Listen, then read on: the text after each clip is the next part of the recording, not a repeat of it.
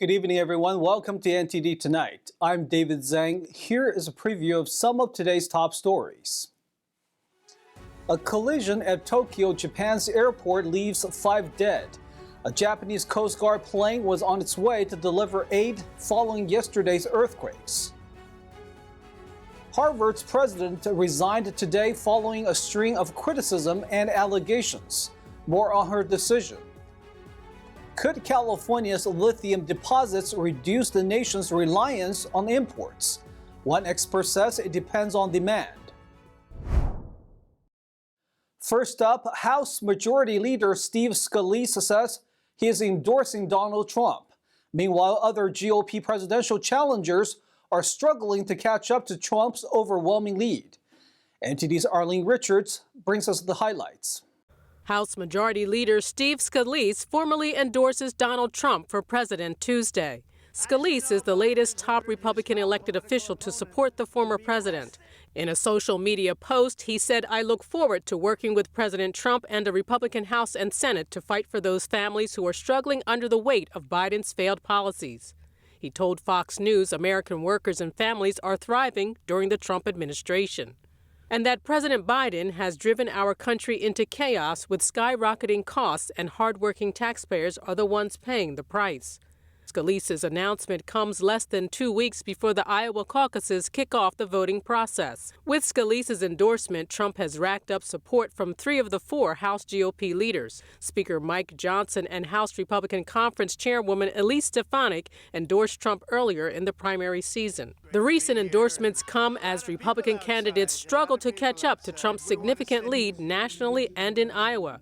Do they have any new strategies? Former UN Ambassador Nikki Haley is still focused on New Hampshire, but she'll have to get past some criticism over her failure to mention slavery when answering a question about the Civil War.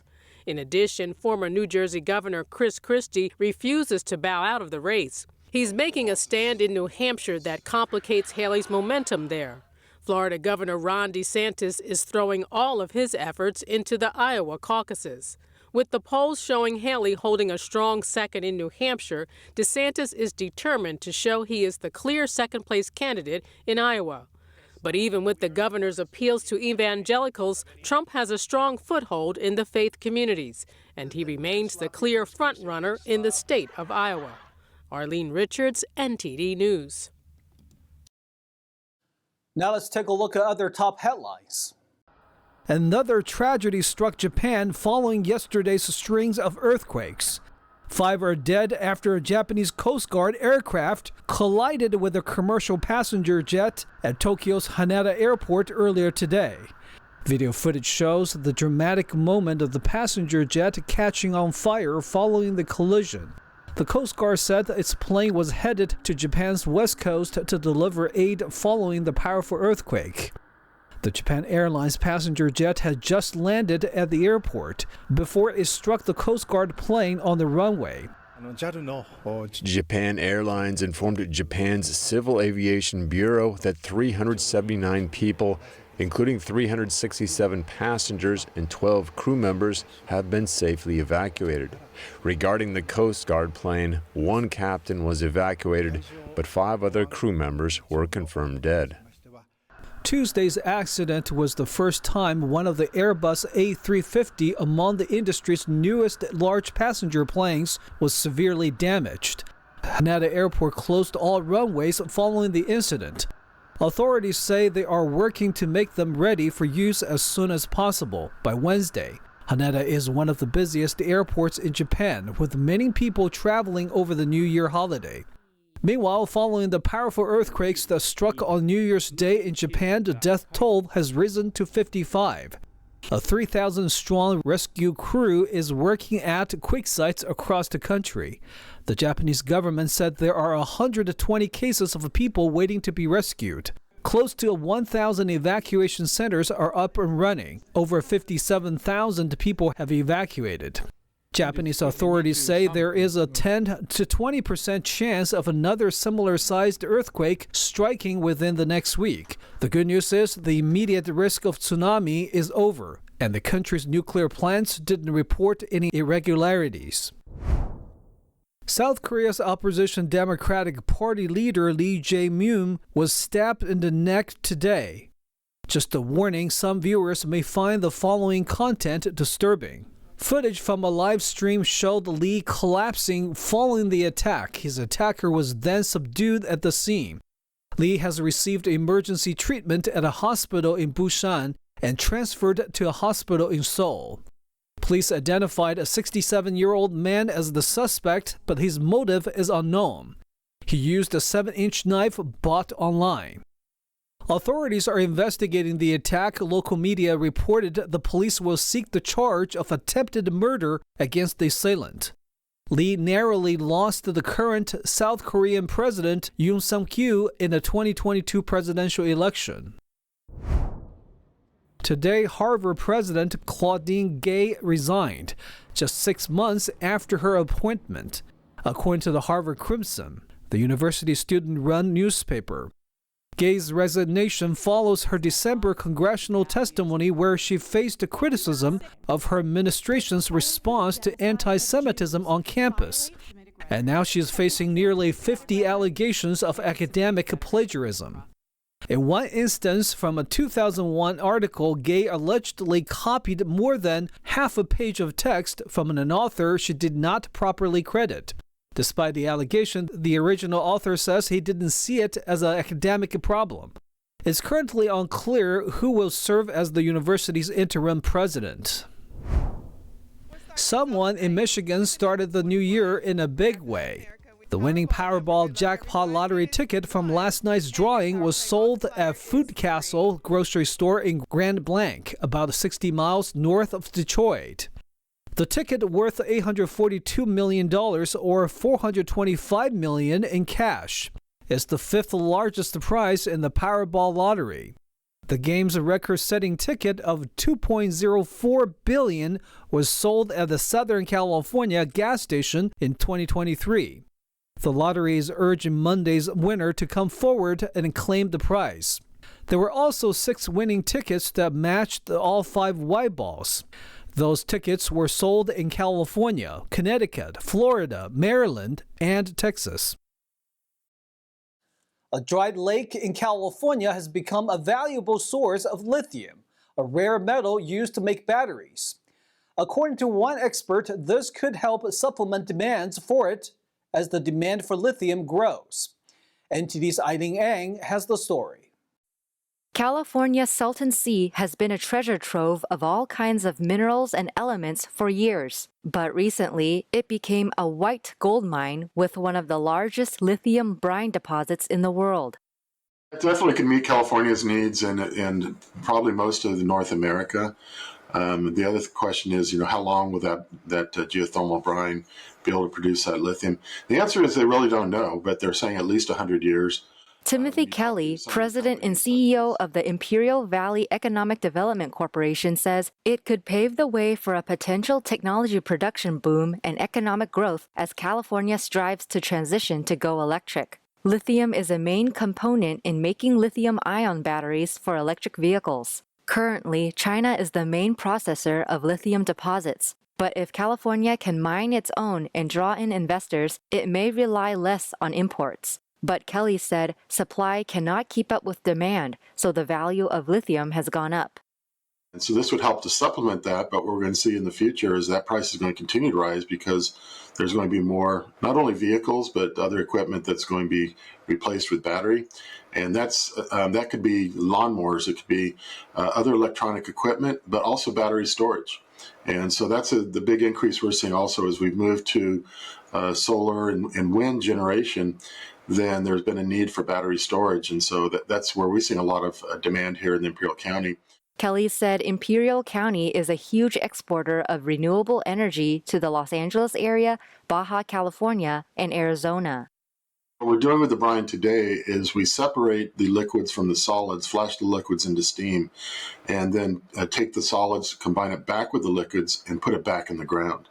And so it's a circular system. There are 10 geothermal plants at the Salton Sea and permits for 5 new plants. Each cost about $1.5 billion to build. We'll take a short break now, everybody, but here's a look at what we have for you when we come back. Bump stocks for guns. What are they and are they legal? A Marine veteran who also served with the ATF shares more. A 10-year-old shot and killed another 10-year-old. How did the boy get the gun and other details? Shen Yun Performing Arts wraps up its recent San Jose, California shows. Audiences called the performance heavenly. Those stories and more coming up on NTD Tonight.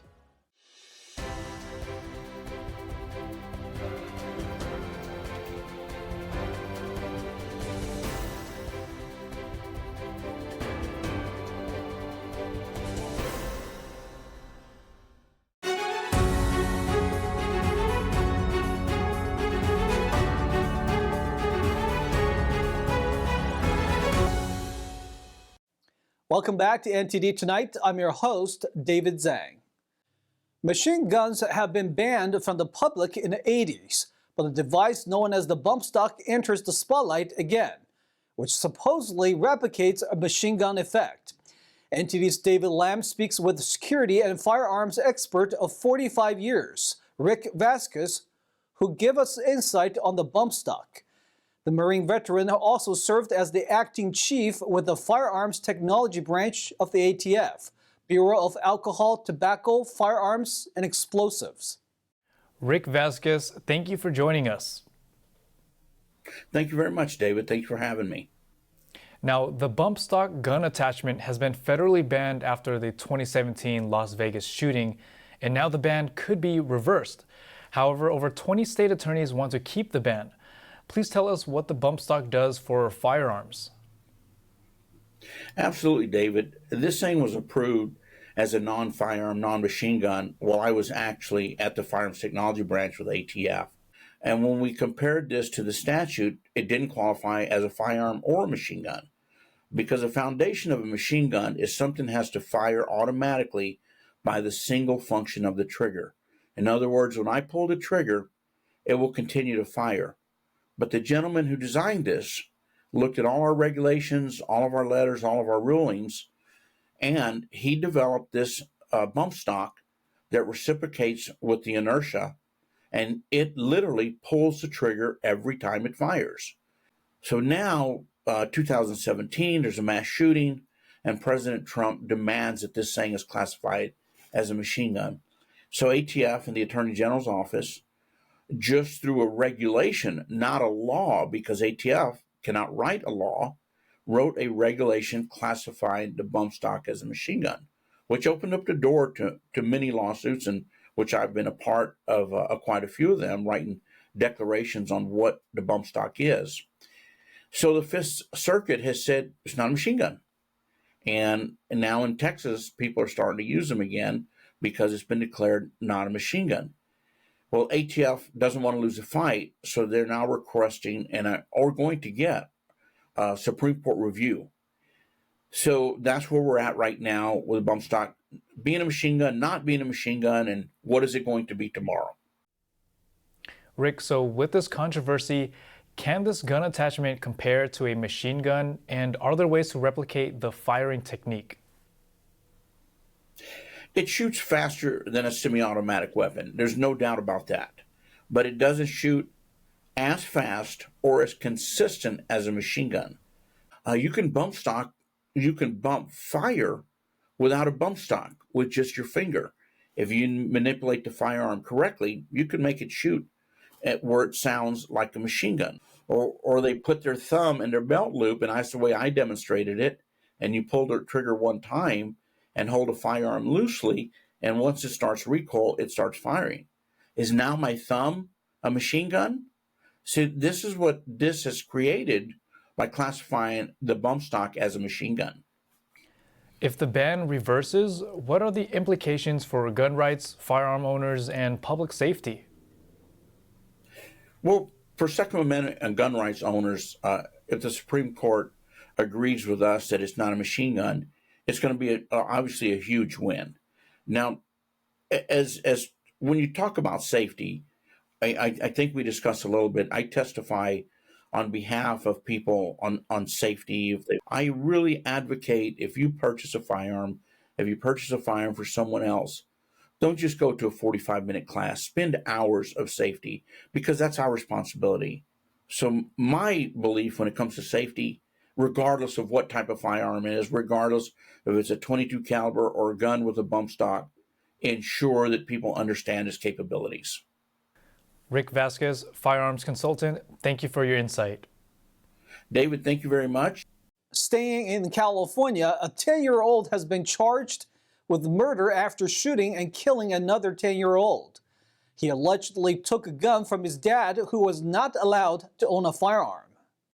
The Sacramento County Sheriff's Department arrested a 10-year-old for killing another 10-year-old, later identified as Keith Frierson. Deputies responded to a call of a shooting on December 30th. They found Keith in the middle of the parking lot, bleeding from his head and neck. They performed CPR on scene until he was transported to the hospital, but was declared dead. Witnesses told deputies the suspect ran to a nearby apartment where officers detained 2 juveniles and the father, identified as 53-year-old Arkeet Davis. They learned that one of the 10-year-olds went to his father's vehicle, took out a gun, bragged that his father owned one, and shot Keith. Detectives found that the firearm was reported stolen in 2017, and Davis was legally prohibited from owning or possessing a firearm. The juvenile has been taken to the Sacramento County Youth Detention Facility and charged with murder. Davis was arrested and transported to the Sacramento County Main Jail, where he was charged with several felony firearm-related charges, child endangerment, and accessory after the fact. Davis is being held on a $500,000 bail and is scheduled to appear in court on January 3rd. Audience members call Shen Yun Performing Arts a heavenly spectacle. What makes the classical Chinese dance group stand out to the audience in San Jose, California? NTD's David Lamb reports. John Hagenbach and his loved ones enjoyed Shen Yun Performing Arts while it was in San Jose, California. It was his second time. Well, it's just so beautiful, really. It's heavenly, really.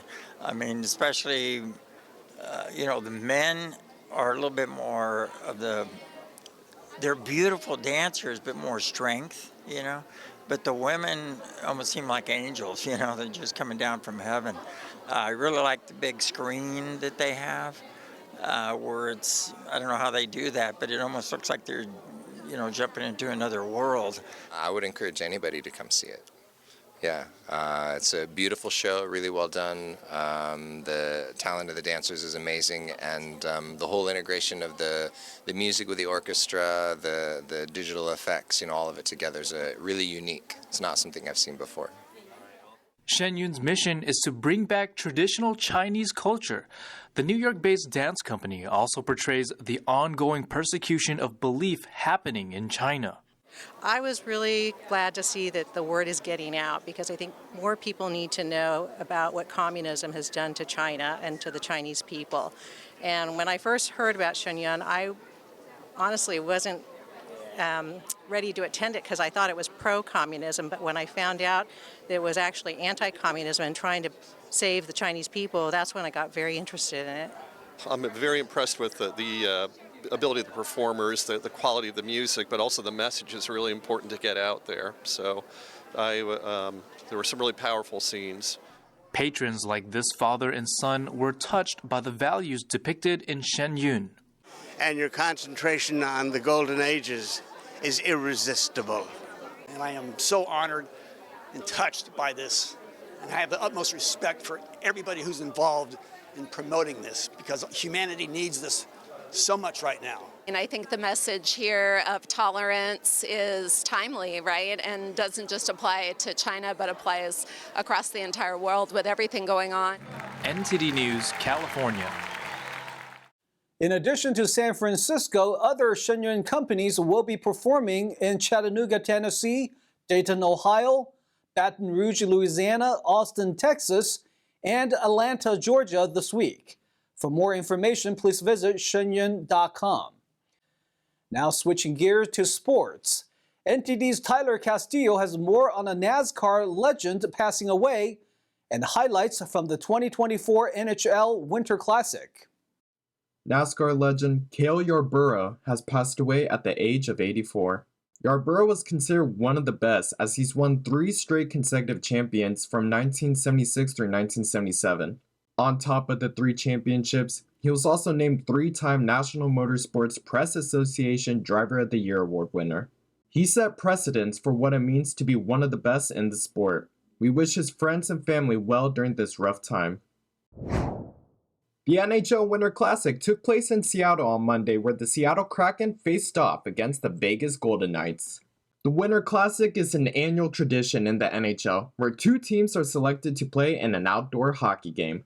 This year, the Kraken and the Knights were selected to showcase the 2 newest teams in the league.